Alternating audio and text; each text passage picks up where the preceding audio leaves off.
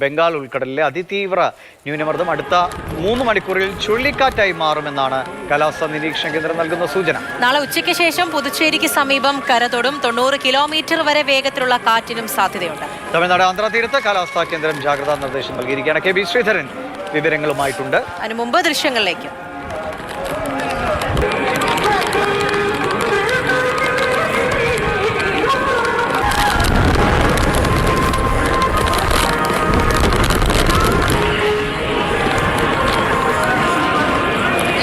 ശ്രീധര, വീണ്ടും മഴ കനക്കുന്നു. എങ്ങനെയാണ് മുന്നറിയിപ്പുകൾ, അതിനെ തുടർന്നുള്ള ജാഗ്രതാ നിർദ്ദേശങ്ങൾ, മുന്നൊരുക്കങ്ങൾ ഒക്കെ എങ്ങനെ?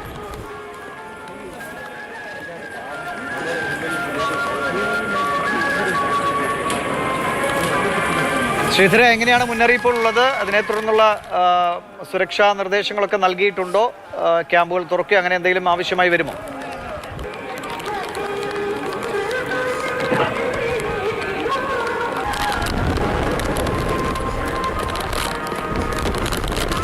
ശ്രീധരൻ, ദിവിഷ, അടുത്ത 3 മണിക്കൂറിനുള്ളിൽ ഇത് ചുഴലിക്കാറ്റാവും, ഫെങ്കൽ ചുഴലിക്കാറ്റാകും എന്നുള്ള മുന്നറിയിപ്പാണ് ഇപ്പോൾ വന്നിരിക്കുന്നത്. നേരത്തെ ഇന്നലെ ഇറക്കിയ വാർത്താക്കുറിപ്പിൽ ചുഴലിക്കാറ്റാകില്ല എന്നുള്ള ഈ അതിതീവ്ര ന്യൂനമർദ്ദം ചുഴലിക്കാറ്റാവില്ല എന്നുള്ള അറിയിപ്പായിരുന്നു വന്നത്. പക്ഷെ ഇപ്പോൾ അതല്ല. അടുത്ത 3 മണിക്ക്, ഏതാണ്ട് 1 മണിയോടുകൂടി 1 മണിക്ക് ശേഷം ഇത് ചുഴലിക്കാറ്റായി മാറുമെന്നുള്ള പുതിയ അറിയിപ്പ് വന്നിട്ടുണ്ട്. നാളെ ഉച്ചയ്ക്ക് ശേഷം ഇത് പുതുച്ചേരിക്ക് സമീപം കരതൊടും എന്നാണ് ഫെങ്കൽ ചുഴലിക്കാറ്റ് കരതൊടുമെന്നാണ് അറിയിച്ചിരിക്കുന്നത്. 90 കിലോമീറ്റർ വരെ വേഗത്തിലുള്ള കാറ്റിനാണ് സാധ്യത.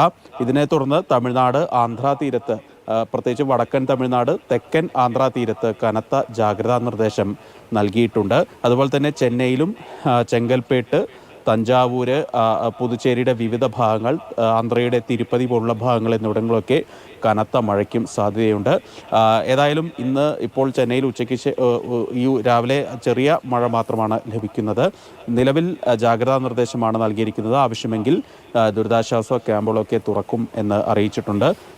ഇതുവരെ ഡെൽറ്റ ജില്ലകളിൽ ഏതാണ്ട് 13,000 ഹെക്ടർ കൃഷിഭൂമി വെള്ളത്തിലായിട്ടുണ്ട് എന്നുള്ള, അല്ലെങ്കിൽ നശിച്ചിട്ടുണ്ട്, കൃഷിനാശമുണ്ടായിട്ടുണ്ട് എന്നുള്ള ഒരു വിവരം കൂടി തമിഴ്നാട് സർക്കാർ അറിയിക്കുന്നുണ്ട്. ഏതായാലും കനത്ത ജാഗ്രതയിൽ തന്നെയാണ് ഇപ്പോൾ തമിഴ്നാട് ആന്ധ്ര തീരങ്ങളിലുള്ളത്.